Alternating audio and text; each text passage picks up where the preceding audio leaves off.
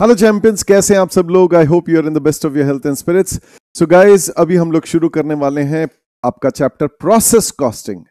Guys, process costing उन manufacturing entities को apply करता है जहां जो फिनिश्ड आउटपुट है वो सीरीज ऑफ प्रोसेसेस से होकर गुजरता है। कहने का मतलब output of one process becomes the input of the subsequent process. Let me give you N example. Let's से हम लोग जो है क्लॉथ बना रहे हैं, तो पहला प्रोसेस है स्पिनिंग प्रोसेस, या जैसा भी है कॉटन स्पिनिंग प्रोसेस। कॉटन को स्पिन करके थ्रेड में बनाया जाता है, तो इनपुट होता है कॉटन, आउटपुट होता है थ्रेड। फिर उसके बाद हम लोग थ्रेड को वीव करके वीविंग प्रोसेस में कपड़ा बनाते हैं।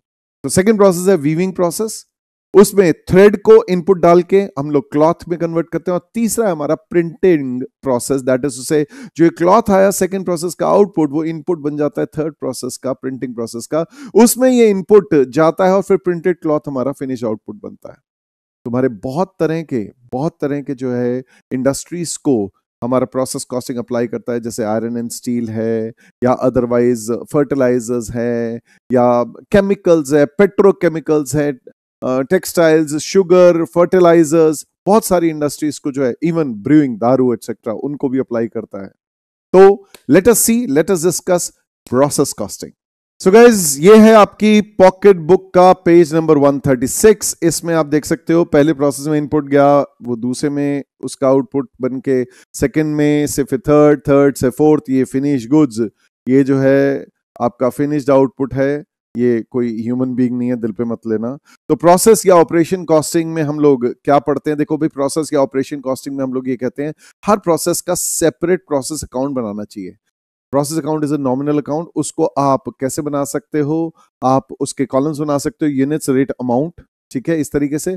और रेट का कॉलम अक्सर ऑप्शनल होता है, अगर जो है छोटा क्वेश्चन है तो उसमें तो रेट बना ही देते हैं। तो अकॉर्डिंगली वंस अगेन, तो आप क्या करेंगे, प्रोसेस अकाउंट जो है आप बनाएंगे हर प्रोसेस का सेपरेट, पहले प्रोसेस का, दूसरे का, तीसरे का, and so on, process A B C what, spinning process, weaving process, printing process, हर प्रोसेस का। Take an example, coconut oil बना रहे हैं, ठीक है, पेट्रोकेमिकल्स, केमिकल्स, इन सब के लिए भी लगता है, एज वेल एज ऑयल के लिए भी लगता है। तो कोकोनट ऑयल बना रहे हैं, उसमें कोकोनट ऑयल में क्या क्रशिंग प्रोसेस है, पहला process crushing process. Crushing process में हम लोगों ने जो है इनपुट डाला कोकोनट, और फिर उससे क्रश्ड कोकोनट जो आउटपुट निकला। फिर सेकंड है इज रिफाइनिंग प्रोसेस, ठीक है जी। तो और तीसरा भी हो सकता है पैकिंग प्रोसेस, व्हाटएवर। तो प्रोसेस कॉस्टिंग क्या होता है, output of one process becomes the input of the subsequent process. अब इसमें क्या है, आपका कुछ ना कुछ मटेरियल लग रहा होगा, तो जो मटेरियल लग रहा होगा उसकी आपने कॉस्ट डेबिट करनी है। अगर पिछली बार कोई आपने रॉ मटेरियल पहले से डाल रखा था, तो opening stock of raw material आपने डाल देना है। Opening stock of work in progress भी है तो वो भी डाल देना आपने। और फिर इस बार का जो रॉ मटेरियल आपने परचेज करके डाला है वो भी डाल देना है। तो सभी की यूनिट्स, रेट, अमाउंट आ जाएंगे एज द केस में भी। फिर अगर ये कंटिन्यूएशन में प्रोसेस है तो प्रीवियस प्रोसेस से यहाँ पे कॉन्ट्रा एंट्री आ रही होगी, इसको टू प्रीवियस प्रोसेस अकाउंट, जैसे प्रोसेस 1 अकाउंट कर देंगे, ठीक है जी। ये प्रीवियस प्रोसेस से अगर यहाँ पे ट्रांसफर होके आ रहा है तो टू प्रोसेस 1, या जैसे भी टू प्रीवियस प्रोसेस, ऐसे करके आप दिखा देंगे। फिर इसके बाद जो है आपके भाई सिर्फ मटेरियल थोड़ा ना लगेगा, वेजेस भी लगेंगे, डायरेक्ट वेजेस तो टू डायरेक्ट वेजेस। फिर कोई डायरेक्ट एक्सपेंसेस है तो वो डायरेक्ट एक्सपेंसेस भी लग जाएंगे। फिर इसी तरीके से कोई फैक्ट्री ओवरहेड्स एब्जॉर्ब हो रहे हैं तो वो फैक्ट्री ओवरहेड्स एब्जॉर्ब भी ले लो। फिर होता है कई बार क्या होता है भाई, प्रोडक्शन के दौरान नॉर्मल वेस्ट प्रोड्यूस होता है, तो उसका नॉर्मल वेस्ट डिस्पोजल कॉस्ट जो होती है उसका एक सेपरेट अकाउंट बना देते हैं, नॉर्मल वेस्ट डिस्पोजल अकाउंट। तो ये नॉर्मल कॉस्ट जितनी भी डिस्पोजल कॉस्ट होती है वो यहाँ पर दिखा देते हैं। फिर आप क्या करते हैं, अगर कहीं आपका एबनॉर्मल गेन होता है तो उसके एबनॉर्मल गेन की भी यूनिट्स और वैल्यू यहां पर दिखाते हैं। उस एबनॉर्मल गेन की यूनिट्स यहां पर दिखाएंगे, और एबनॉर्मल गेन की वैल्यू ये निकाली जाती है on the basis of cost per unit of normal output. इसी तरीके से अगर भगवान ना करे एबनॉर्मल लॉस हो तो ये भी cost per unit of normal output. Cost per unit of normal output कैसे निकलता है, बड़ी सिंपल सी बात है, अभी हम लोग आगे देखेंगे भी कि भाई हमारी जितनी भी टोटल कॉस्ट है उसमें से जितनी भी टोटल कॉस्ट, जैसे material, wages, direct expenses, factory wage absorb, वो सारे के सारे लेके उसमें स्क्रैप या realisable value of normal loss. अगर आपका कोई, let's take an example, normal loss है, ठीक है, उस नॉर्मल लॉस का अगर वेट लॉस है तो सिर्फ यूनिट्स क्रेडिट करेंगे। अगर स्क्रैप है तो उसकी स्क्रैप जिसकी रियलाइजेबल वैल्यू होती है उसकी यूनिट्स भी क्रेडिट करेंगे, उसकी रियलाइजेबल वैल्यू भी जितनी नॉर्मल रियलाइजेबल वैल्यू होती है वो भी क्रेडिट करेंगे, और इसी स्क्रैप की यूनिट्स क्रेडिट करेंगे, और इसकी कोई नॉर्मल डिस्पोजल कॉस्ट है वो हम लोग यहाँ पर डेबिट कर देते हैं, चार्ज कर देते हैं।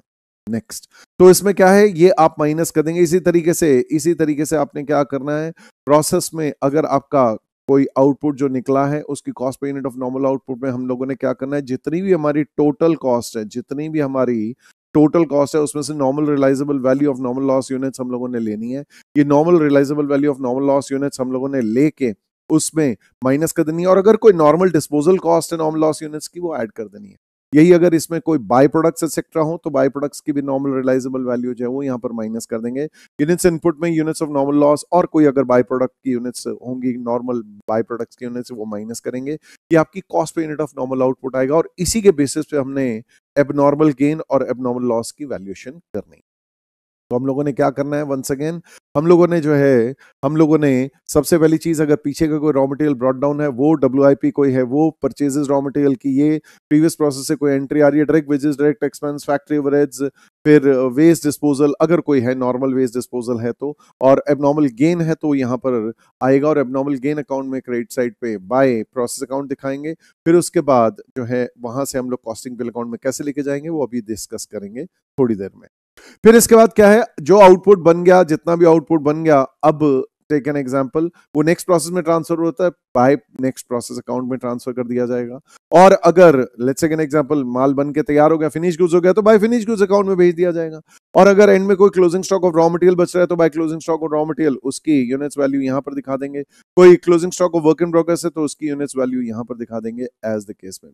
फिर अगर कहीं भगवान न करे एबनॉर्मल लॉस है तो उसको हमने बोला ही कि भाई एबनॉर्मल लॉस भी आप उसकी units as well as value credit side पे दिखाएंगे, और इसकी valuation cost by unit of normal output के बेसिस पे करेंगे। आगे बढ़ते हैं। नाउ नॉर्मल लॉस को कैसे ट्रीट करते हैं दोस्तों? नॉर्मल लॉस तीन तरह का हो सकता है। एक तो हो सकता है वेट लॉस। वेट लॉस होगा तो आपने उसकी सिर्फ यूनिट्स क्रेडिट करनी है। अगर दूसरा होता है स्क्रैप, जिसकी की रियलाइजेबल वैल्यू है तो उसकी यूनिट्स और उसकी नॉर्मल रियलाइजेबल वैल्यू भी क्रेडिट करनी है। और कुछ ऐसा भी स्क्रैप, कोई ऐसा भी वेस्ट हो सकता है जिसकी की डिस्पोजल कॉस्ट होगी तो उसकी यूनिट्स क्रेडिट करके उसकी नॉर्मल डिस्पोजल कॉस्ट आपने डेबिट कर देनी है। यही वाली चीजें आप यहां देख सकते हैं। अगर वेट लॉस है तो वेट लॉस में सिर्फ units of normal loss credit कर देंगे प्रोसेस अकाउंट में, खत्म।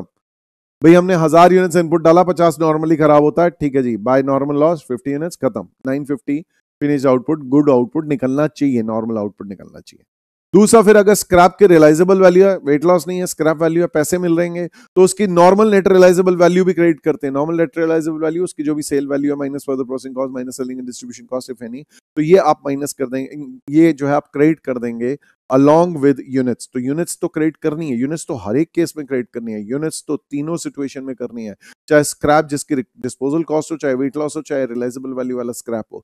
तो आपने क्या, यूनिट्स तो हर एक केस में आपने क्रेडिट करनी है, बस नॉर्मल रियलाइजेबल वैल्यू जो है यहाँ पर और क्रेडिट हो जाएगी। फिर उसके बाद क्या है, नॉर्मल लॉस की जो डिस्पोजल कॉस्ट है वो डिस्पोजल कॉस्ट आपने डेबिट कर देनी है प्रोसेस अकाउंट में to normal waste disposal account. Units तो हर एक केस में क्रेडिट होगी। वंस अगेन, वेट लॉस है तो यूनिट्स क्रेडिट करो, खत्म बात। यूनिट्स जिसकी स्क्रैप वैल्यू है, नॉर्मल रियलाइजेबल वैल्यू है, तो इसकी यूनिट्स भी क्रेडिट करो, उसकी नॉर्मल नेट रियलाइजेबल वैल्यू भी क्रेडिट करो, खत्म। तीसरा, अगर उसकी डिस्पोजल कॉस्ट होती है नॉर्मल लॉस की, भैया कूड़ा है, कबाड़ नहीं, कबाड़ के तो पैसे मिलते हैं, कूड़ा है, डिस्पोज ऑफ करेंगे तो यूनिट्स क्रेडिट करेंगे बाय नॉर्मल लॉस, और नॉर्मल वेस्ट डिस्पोजल अकाउंट करके डेबिट साइड पे उसकी नॉर्मल डिस्पोजल कॉस्ट डेबिट कर देंगे। फिर अगर कोई पैकेजेस एम्प्टीज होते हैं, खाली डब्बे बोरे एटसेट्रा, जो हमने रॉ मटेरियल खरीदा था, मंगवाया था, उसके कोई खाली डब्बे बोरे हैं, उसकी हो सकता है कि कोई रिटर्नेबल वैल्यू या रियलाइजेबल वैल्यू हो, तो उसकी नॉर्मल नेट रियलाइजेबल वैल्यू जो है वो आपने चुपचाप से जितने का नॉर्मली बिकता है वो प्रोसेस अकाउंट में क्रेडिट कर देना, और एक्चुअल जो बिकेगा वो आप actual sales value packages and empties account separate account बनाया जाता है, वो हम लोग वहां पर दिखाते हैं। तो अकॉर्डिंगली यहां पर जो है what we are going to do is, ये हम लोगों ने जैसे नॉर्मल प्रोसेस दिखाया, अब इसी तरीके से अगर कोई स्क्रैप किस चीज की है, by packages and empties account, इसमें कोई यूनिट्स नहीं आएंगी, रेट नहीं आएगा, सिर्फ अमाउंट आएगा। और यहां पर अमाउंट क्या आएगा, normal net realisable value, normal NRV यहां पर आ जाएगा, दैट्स इट, और कुछ नहीं। नॉर्मल एनआरवी आ जाएगा पैकेजेस एंड एम्प्टीज अकाउंट, और एक्चुअल सेल वैल्यू जो है वो आपकी आएगी कहां पर, पैकेजेस एंड एम्प्टीज अकाउंट में। फिर अगर उसमें कोई बैलेंसिंग फिगर बचता है तो वो आप डाल दोगे कॉस्टिंग प्रॉफिट लॉस अकाउंट में। फिर एबनॉर्मल लॉस को और एबनॉर्मल गेन को अभी हमने देखा ही था कैसे ट्रीट करते हैं। लॉस, अगर एबनॉर्मल लॉस है तो उसकी यूनिट्स और वैल्यू क्रेडिट कर देते हैं प्रोसेस अकाउंट में। आपने देखा कि यहां पर हमने एबनॉर्मल लॉस की यूनिट्स और वैल्यू यहां पर क्रेडिट कर दी, और एबनॉर्मल गेन को एबनॉर्मल इफेक्टिव्स भी कहा जाता है। एबनॉर्मल गेन को एबनॉर्मल इफेक्टिव्स भी कहा जाता है। तो एबनॉर्मल गेन या एबनॉर्मल इफेक्टिव्स की यूनिट्स और वैल्यू डेबिट कर देंगे प्रोसेस अकाउंट में। बेसिकली क्या है इफेक्टिव्स, इसका नाम कैसे पड़ा? इफेक्टिवनेस से, कि भाई आपने इतना इफेक्टिवली काम किया कि आपको एबनॉर्मली गेन हो गया।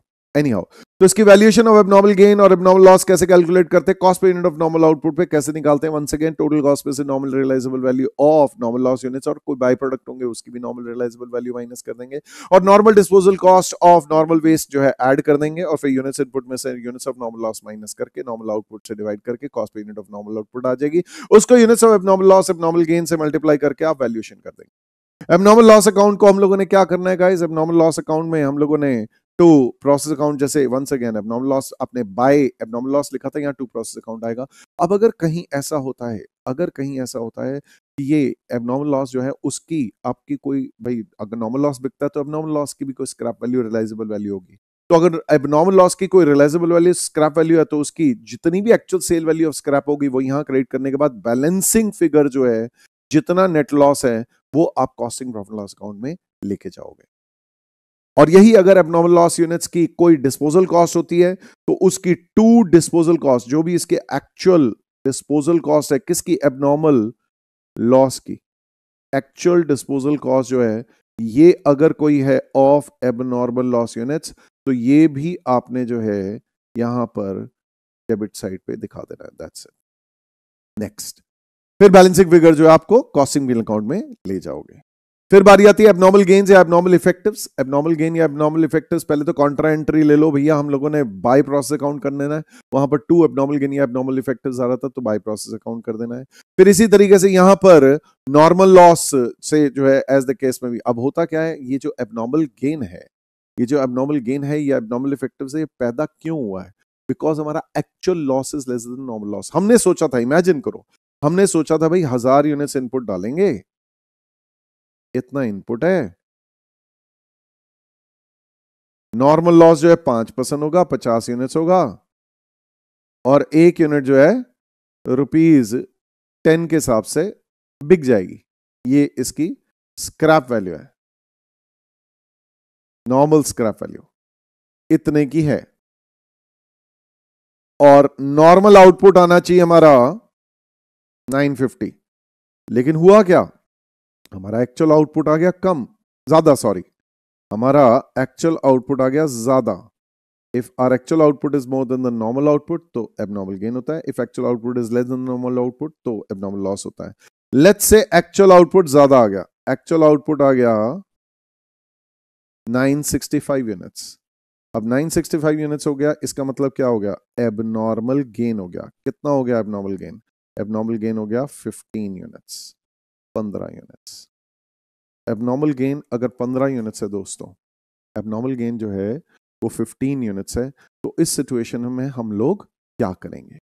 एबनॉर्मल गेन या एबनॉर्मल इफेक्टिव्स अगर 15 यूनिट्स है तो इस सिचुएशन में हम लोगों ने ऐसा करना है, हम लोगों ने लेना है इस एबनॉर्मल गेन को, हमने कहना है यार पहले तो एक बात बताओ, नॉर्मल लॉस अकाउंट बनाओ। नॉर्मल लॉस अकाउंट आप कैसे बना सकते हो? जैसे for example normal loss account ऐसे बनेगा, आप कहोगे चलो भाई टू प्रोसेस अकाउंट, भाई हमारे हिसाब से 50 यूनिट्स स्क्रैप होनी चाहिए, 10 रुपए के हिसाब से 500 रुपए आ जाने चाहिए, थैंक यू।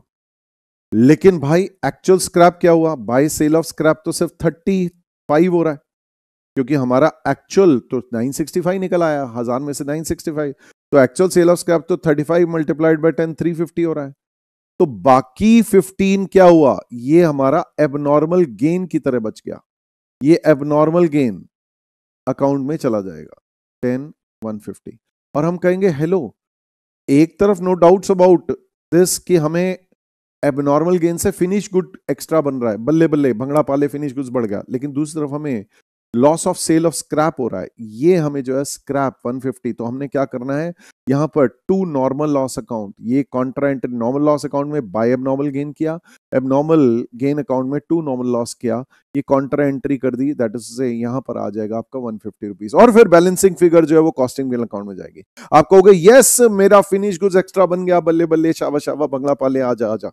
लेकिन दूसरी तरफ आप कहोगे अरे यार फिनिश गुड्स तो एक्स्ट्रा बना लेकिन सेल ऑफ स्क्रैप का नुकसान हो गया। और यही अगर ये स्क्रैप ना हो के वेस्टेज होता इस तरह का जिसकी डिस्पोजल कॉस्ट होती, तो आपकी वेस्ट डिस्पोजल अकाउंट, आपका वेस्ट डिस्पोजल की कॉस्ट बच जाती, ये सेविंग होती। तो एक तरफ तो फिनिश गुड्स बढ़ गया, ओ बल्ले बल्ले, और दूसरी तरफ हमारा वेस्ट डिस्पोजल का खर्चा बच गया, क्योंकि हमारा एबनॉर्मल गेन हो गया, हमारे को इतना नुकसान नहीं हुआ। ओ शावा शावा, ओ भंगड़ा पाले, ओ आजा आजा। तो दो दो फायदे हो गए, और दोनों मिला के जो है आप इसे मिला के कॉस्टिंग बिल अकाउंट में भेज दोगे। नेक्स्ट, फिर अगर आउटपुट जो है जो हमारा बनता है प्रोसेस से, पार्ट ऑफ इट जो है उसको बेच दिया जाता है, या नेक्स्ट प्रोसेस में ट्रांसफर करने की जगह जो उसको वेयर हाउस में भेज दिया जाता है। तो देखो, अगर आउटपुट नेक्स्ट प्रोसेस में भेजते हैं तब तो हम बाय नेक्स्ट प्रोसेस अकाउंट कर देते हैं। आपने प्रोसेस अकाउंट में क्या करना है, बाय नेक्स्ट प्रोसेस, इस तरीके से आपने दिखा देना, चलो भाई ये नेक्स्ट प्रोसेस में जा रहा है, कहानी खत्म, थैंक यू। लेकिन अगर टेक एन एग्जांपल, अब हम लोग क्या कर रहे हैं, अब हम लोग इसको यूनिट्स को बेच दिया तो by cost of sales account में क्रेडिट कर दो।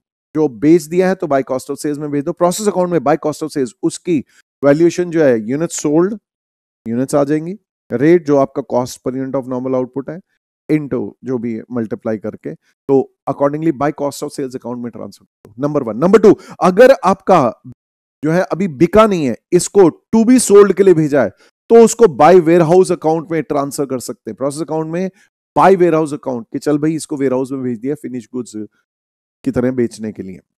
अभी ये जैसे धागा, हमने धागा बनाया पहले प्रोसेस से, कुछ तो नेक्स्ट प्रोसेस में भेजा, जो नेक्स्ट प्रोसेस में भेजा बाय वीविंग प्रोसेस कर दिया, और कुछ जो हम लोगों ने अपना बेच दिया, तो बेच दिया तो बाय कॉस्ट ऑफ सेल्स कर दिया। अभी बेचा नहीं, बेचने के लिए धागा भेज दिया हमने वेयर हाउस में, तो बाय वेयर हाउस अकाउंट कर दो उसको। अगेन हम लोगों ने जो है बाय जो है वेयर हाउस अकाउंट, यूनिट्स जितनी भी वेयर हाउस में भेजी है उसको cost per unit of normal output पे वैल्यूएशन कर देंगे, और यही अगर बेच दी है तो उसकी बाय कॉस्ट ऑफ सेल्स हम लोग जो है दिखा देंगे units sold as the case में। नेक्स्ट फिर बारी आती है, अगर कहीं ऐसा सिचुएशन होता है इंटर प्रोसेस प्रॉफिट्स का, कहने का मतलब एक प्रोसेस में जो है प्रॉफिट लोड करके नेक्स्ट प्रोसेस में भेजा जाता है, तो उस केस में हम लोग क्या करेंगे, हम लोग इस तरीके से करेंगे। एक तो हमारे 3 कॉलम्स बनते हैं, total cost of profit, total cost of profit. अब इस सिचुएशन में क्या होगा, रॉ मटेरियल्स आएगा। रॉ मटेरियल्स में देखो भाई सिंपल सी बात है, ये प्रोसेस है, इसमें रॉ मटेरियल लग रहा है टोटल और कॉस्ट, लेकिन अगर पिछले प्रोसेस से कोई एंट्री आ रही है तो पिछले प्रोसेस ने प्रॉफिट लोड करके भेजा होगा, तो उसकी टोटल, उसकी कॉस्ट और उसका प्रॉफिट, तीनों चीजें आ जाएंगी यहाँ पे। फिर कोई डायरेक्ट वेजेस है तो हमारी जो भी खर्च हुई टोटल और कॉस्ट, डायरेक्ट एक्सपेंसेस टोटल और कॉस्ट, वर्क्स ओवरेज जितने भी एब्जॉर्ब हो रहे हैं इस प्रोसेस में टोटल और कॉस्ट, ये हमारा टोटल वैल्यू ऑफ आउटपुट आ जाएगा। ये टोटल कॉस्ट और ये प्रॉफिट एज द केस में। देखो पहले प्रोसेस में तो कोई प्रॉफिट होगा नहीं इस तरह का कोई, क्योंकि पीछे तो और कोई प्रोसेस था नहीं, ये बाद के प्रोसेस में यहाँ पे प्रॉफिट बचेगा। अच्छा, सवाल को ढंग से पढ़ना, कई बार कहता है कि हम लोग जो है क्लोजिंग स्टॉक्स की वैल्यूएशन प्राइम कॉस्ट पे करेंगे, तो उस केस में वर्क्स एक्सपेंसेस, वर्क्स ओवरेज जो है वो बाद में आएगा। ये ध्यान देना, इस चीज को हो सकता है कि आपको बोले कि स्टॉक्स जो है उनको वैल्यू करने हैं प्राइम कॉस्ट पे, तो ये जो स्टॉक्स है, क्लोजिंग स्टॉक जो है, ये हमें अगर प्राइम कॉस्ट पे वैल्यू करने हैं तो वर्क्स ओवरेज बाद में आता है। अच्छा, फिर हम लोग जनरली क्या करते हैं, क्लोजिंग स्टॉक्स को क्रेडिट साइड पे दिखाते हैं। यहां हम लोग क्या करते हैं, इंटर प्रोसेस प्रॉफिट में क्लोजिंग स्टॉक्स यहीं पे माइनस कर देते हैं, और सिंपल सी बात है, हमें ये वाली वैल्यू दी हुई होती है कि भाई टेक एन एग्जांपल, लेट्स से हमारा टोटल खर्चा हुआ 1 लाख, इस 1 लाख में लेट्स से एन एग्जांपल हमारा 90,000 की कॉस्ट है और 10,000 का प्रॉफिट है, and let's say an example वो कहता है भाई मेरे पास ना क्लोजिंग स्टॉक बच रहा है 20,000। ओके, तो 20,000 जो है ये हटा दो, तो अभी अगर 1 लाख में 10,000 का प्रॉफिट है तो 20,000 में 2,000 का होगा। यहीं पे ये, इसको हम लोग कहते हैं स्टॉक रिजर्व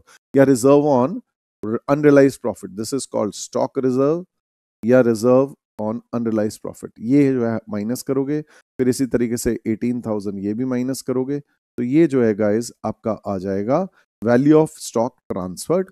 फिर जो है आपका प्रॉफिट यहां पर बैलेंसिंग फिगर बचेगा, and that will be all. फिर इसके बाद क्या है, आपने इसको नेक्स्ट प्रोसेस है तो अगर नेक्स्ट प्रोसेस है तो नेक्स्ट प्रोसेस में जाना है तो बाय नेक्स्ट प्रोसेस कर देना, अगर ये लास्ट प्रोसेस है तो by finish output, finish goods, finish stock जो मर्जी है उस अकाउंट में ट्रांसफर कर देना। इंटर प्रोसेस प्रॉफिट्स में आप यूनिट्स रेट अमाउंट ना करके टोटल कॉस्ट और प्रॉफिट तीनों अमाउंट्स के कॉलम बनाते हो।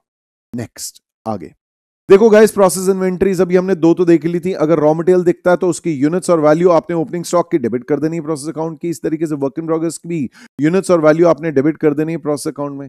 क्लोजिंग स्टॉक्स हैं तो क्लोजिंग स्टॉक्स की आपने यूनिट्स और वैल्यू जो है आपने क्रेडिट कर देनी है, यूनिट्स और value WIP as well as raw material की यूनिट्स और वैल्यू क्रेडिट कर देनी है। लेकिन अगर आपका फिनिश गुड्स है, गाइस नोट करना, अगर फिनिश गुड्स हैं तो फिनिश गुड्स को हम लोग प्रोसेस अकाउंट में नहीं दिखा रहे, फिनिश गुड्स के स्टॉक्स को। हेलो, सोचो मैंने धागा बना के रखा हुआ है, मैंने धागा बना के रखा हुआ है, अब अगले पीरियड में प्रोसेस अकाउंट में क्यों दिखाऊं? अरे इसको तो सीधा उठा के भेजना है, तो इसका एक सेपरेट अकाउंट बना दिया जाता है, प्रोसेस स्टॉक या प्रोसेस फिनिश स्टॉक अकाउंट। तो हम लोग क्या करते हैं जनरली, तो हम लोग क्या करते हैं, जो भी प्रोसेस अकाउंट का जो भी आउटपुट होता है बाय नेक्स्ट प्रोसेस जैसे ट्रांसफर कर देते हैं। यहां हम लोग क्या करेंगे, टेक एन एग्जांपल, प्रोसेस 1 है, तो प्रोसेस 1 अकाउंट में हम लोग क्या करते हैं, हम बाय प्रोसेस 2 ना करके बाय प्रोसेस 1 स्टॉक अकाउंट या फिनिश स्टॉक अकाउंट बना देंगे।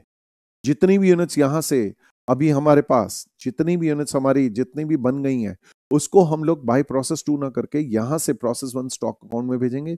फिर उसके बाद प्रोसेस 1 स्टॉक अकाउंट बनाएंगे, उस प्रोसेस 1 स्टॉक अकाउंट में हम लोग क्या करेंगे, इसका कोई ना कोई ओपनिंग बैलेंस होगा, तो 2 बैलेंस ब्रॉट डाउन आएगा। इस 2 बैलेंस ब्रॉट डाउन के साथ साथ इसकी यूनिट्स, रेट और अमाउंट के साथ साथ ये जो अभी ताजा ताजा यूनिट्स, रेट और अमाउंट आए हैं, ये आपने 2 प्रोसेस 1 का एंट्री करके यूनिट्स, रेट, अमाउंट, और फिर बाय नेक्स्ट प्रोसेस यहां पर दिखाना है। बाय प्रोसेस 2 जो है हम लोगों ने यहां पर दिखाना है। प्रोसेस 2 हम लोग वैसे तो प्रोसेस 1 से सीधा दिखा देते थे, लेकिन अगर आपके प्रोसेस में फिनिश गुड्स बचा के रख रहे हो, भाई धागे की मेरी 100 रीलें बनेंगी तभी उसको नेक्स्ट प्रोसेस में भेजूंगा, तो बाय प्रोसेस 2 अकाउंट जो है गाइस यहां पर दिखाया जाएगा बाय प्रोसेस 2, और उस हिसाब से बाय बैलेंस कैरेट डाउन यहीं पर दिखाया जाएगा। तो by process 2 units, rate, amount, और फिर जनरली वैल्यूएशन जो होती है ये क्लोजिंग स्टॉक्स की, या तो चाहे रॉ मटेरियल हो, चाहे वर्क इन प्रोग्रेस हो, चाहे फिनिश गुड्स हो, generally FIFO, first in first out या वेटेड एवरेज पे प्रेफर करते हैं। तो इसकी यूनिट्स और वैल्यू हमने ओपनिंग स्टॉक की प्रोसेस स्टॉक अकाउंट में डेबिट कर देनी है, यूनिट्स और वैल्यू जो है क्लोजिंग स्टॉक की प्रोसेस स्टॉक अकाउंट में क्रेडिट कर देनी है। यहाँ ये रॉ मटेरियल और जो WIP है वो तो प्रोसेस अकाउंट में आएगा। क्यों रॉ मटेरियल और WIP प्रोसेस अकाउंट में आएगा? हेलो, रॉ मटेरियल पे काम होना है, वर्क इन प्रोग्रेस को कंप्लीट करना है प्रोसेस में, इस पे प्रोसेसिंग होनी है, तो ये प्रोसेस अकाउंट में आएगा। लेकिन भैया फिनिश स्टॉक, मेरा धागा तो बनके तैयार है, मैंने बस भेजना है, अगली पीरियड में मैंने उसमें प्रोसेसिंग थोड़ा ना करनी है कि मैं उसे प्रोसेस अकाउंट में दिखाऊं, तो उसको प्रोसेस अकाउंट में ना दिखा के प्रोसेस फिनिश स्टॉक या प्रोसेस स्टॉक अकाउंट बना दिया जाता है। और प्रेफर्ड मेथड ऑफ वैल्यूएशन जो है फीफो और वेटेड एवरेज, चाहे रॉ मटेरियल हो, चाहे वर्क इन प्रोग्रेस हो, चाहे फिनिश गुड्स हो, सभी का इसी तरीके से करते हैं। इसमें अब बारी आती है, अगर वर्क इन प्रोग्रेस का इन्वेंट्री है तो गाइस उसका स्टेटमेंट ऑफ इक्विवेलेंट प्रोडक्शन कैसे बनाया जाता है। देखिए बात क्या है, वर्क इन प्रोग्रेस में थोड़ा सा काम हुआ है, थोड़ा है बाकी, तो थोड़ा सा काम हुआ है, थोड़ा है बाकी, उसमें हम लोग क्या करते हैं, उस केस में हम लोग जैसे अगर फीफो मेथड है तो ओपनिंग स्टॉक की यूनिट्स यहां पर दिखाएंगे, और फिर उसके बाद सबसे पहले फीफो कहता है सबसे पहले इसको कंप्लीट करो, ओपनिंग स्टॉक की यूनिट्स को कंप्लीट करो, ओपनिंग स्टॉक की यूनिट्स इनपुट में उसको पहले कंप्लीट करो। लेट्स से पिछली बार अगर 100% रॉ मटेरियल लग गया था तो इस बार 0% लगेगा। फीफो में हम लोग कहते हैं अगर पिछली बार 100% रॉ मटेरियल लग गया था तो इस बार 0% लगेगा। Labour and overheads let's say last time 60% काम कर चुकी थी कन्वर्जन कॉस्ट, तो इस बार जो है 40% होगी। ये फीफो में इस तरीके से चलेगा। और इसी तरीके से इस बार जो आपने ताजा पुट किया और फिर प्रोसेस होकर जितना भी आपने आउटपुट किया वो 100% डिग्री ऑफ कंप्लीशन लगा के बाहर दिखा देंगे equivalent units. Closing work in progress के आपको हमेशा इक्विवेलेंट यूनिट्स मतलब डिग्री ऑफ कंप्लीशन हमेशा दी हुई होंगी। तो क्लोजिंग वर्क इन प्रोग्रेस को जो भी उनकी डिग्री ऑफ कंप्लीशन है, लेट्स से 100% है और लेट्स से एन एग्जांपल 50% है, तो वो उनसे मल्टीप्लाई करके आप इक्विवेलेंट प्रोडक्शन निकाल दोगे। नॉर्मल लॉस को सिर्फ आउटपुट के कॉलम में दिखाओगे, इक्विवेलेंट यूनिट्स में यहां नहीं आता है। क्यों? क्योंकि ये हमारी नॉर्मली हम लोग को पता है नॉर्मली खराब होगा, तो इसको हम लोग इक्विवेलेंट प्रोडक्शन में हटा के चलते हैं कि यार 100 यूनिट्स डालेंगे उसमें 10 तो खराब होंगी, तो उसको मटेरियल कन्वर्जन कॉस्ट की इक्विवेलेंट यूनिट्स में नहीं लेंगे। हाँ, अगर कोई एबनॉर्मल लॉस है तो उसको जो है यहाँ पर दिखाएंगे हम लोग आउटपुट कॉलम में एज वेल एज यहाँ पर जो है इक्विवेलेंट यूनिट्स कॉलम में भी दिखाएंगे। इसकी डिग्री ऑफ कंप्लीशन अगर तो सवाल में दी हुई है, जो दी हुई है वो ले लेना, नहीं दी हुई है तो 100% अज्यूम कर लेना। वंस अगेन, अगर हम लोगों को एबनॉर्मल लॉस की degree of completion units loss की अगर दी हुई है तो बहुत बढ़िया है, वो ले लेना, नहीं दी हुई है तो 100% इन ऑल रिस्पेक्ट अज्यूम कर लेना कि भी पूरा बन के ही खराब हुआ होगा। लेकिन एबनॉर्मल गेन कि आपने क्या करना है भाई, हमने नॉर्मल आउटपुट लेना होता है तो abnormal gain abnormal loss add करते हैं। भाई अगर हमारा जितना भी आउटपुट निकला अगर एबनॉर्मल लॉस हुआ ऐड करोगे तो नॉर्मल आउटपुट आएगा, एबनॉर्मल गेन है तो वो माइनस करोगे। इसकी डिग्री ऑफ कंप्लीशन हमेशा 100% ही होगी। एबनॉर्मल गेन का तो मतलब यही होता है कि हमारा finished output is more than the actual output is more than normal output. तो degree of completion of abnormal gain will always be 100% only, याद रखना। और एबनॉर्मल लॉस की हो सकता है आपको डिग्री ऑफ कंप्लीशन क्वेश्चन में दे दें। तो डिग्री ऑफ कंप्लीशन अगर हम लोगों को क्लोजिंग वर्क इन प्रोग्रेस की दी हुई है, बल्ले बल्ले शाबाश शाबाश, वैसे दी हुई होती है अभी तक जितने भी क्वेश्चंस आए हैं दी हुई होती है, पर अगर कहीं आपको बजटेड एस्टिमेट, देखो हम तो जनरली प्रोसेस कॉस्टिंग में जो है यहाँ पर जो आपको क्वेश्चंस आते हैं वो पास्ट के आते हैं। अब बजटेड में उसने मुझे डिग्री ऑफ कंप्लीशन ना दी हुई हो तो उस केस में अजम्पशन ले लेना कि भाई रॉ मटेरियल 100% लगा होगा, conversion cost, labour, overheads etcetera जो है हमारे 50% लगे हों। ये जनरली आप लोग जो है फाइनेंशियल मैनेजमेंट में, वर्किंग कैपिटल मैनेजमेंट में जब आप एस्टिमेशन और वर्किंग कैपिटल रिक्वायरमेंट करते हो उसमें वर्क इन प्रोग्रेस के लिए ये वाला अजम्पशन ज्यादा रेलिवेंट होता है, क्योंकि वहां प्रोजेक्शन करनी होती है। पास्ट की अकाउंटिंग में तो पास्ट का तो यार हमें डिग्री ऑफ कंप्लीशन दिया ही हुआ होता है। तो अभी तक जो एग्जाम में क्वेश्चन आते हैं कॉस्ट मैनेजमेंट अकाउंटिंग में, पास्ट का अगर आता है तो उसका डीओसी हमेशा दिया होता है।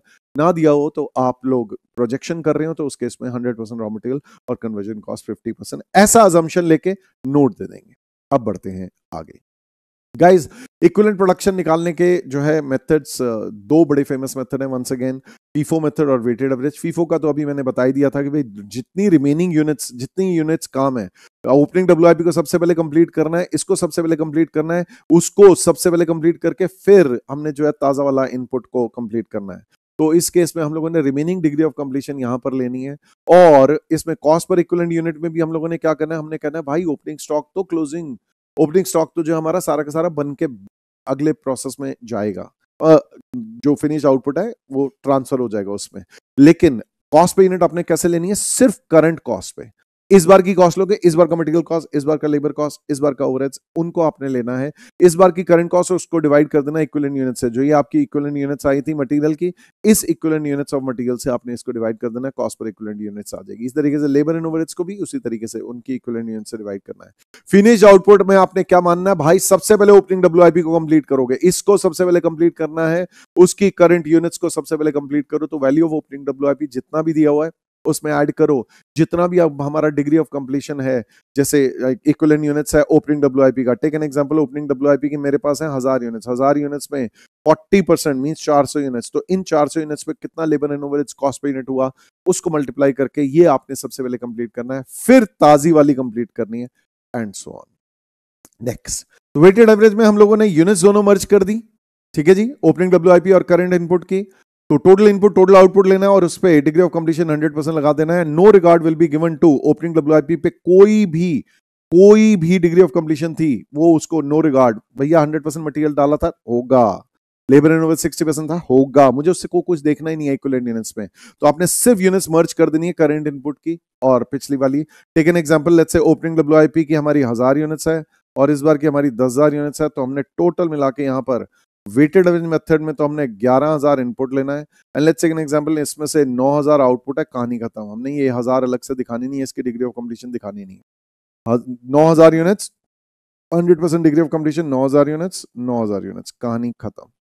तो यूनिट्स मर्ज कर दी, इसी तरीके से कॉस्ट भी मर्ज कर दोगे। यहां पर क्या है, करंट कॉस्ट पे कर रहे थे, यहां पर हमने क्या करना है, ओपनिंग डब्ल्यूआईपी की मटेरियल कॉस्ट, इस बार की मटेरियल कॉस्ट ये जोड़नी है और इसमें ऐड कर देनी है current cost, current material cost, opening material, opening stock of work in progress का material, current cost of material, opening labour and overheads, opening stock of work in progress का current labour and overheads, ये merge किया और उसके basis पे आपने उसको फिर जो आपकी इक्विवेलेंट प्रोडक्शन थी, इक्विवेलेंट यूनिट्स थी, उससे डिवाइड करके कॉस्ट पर इक्विवेलेंट यूनिट निकालनी है।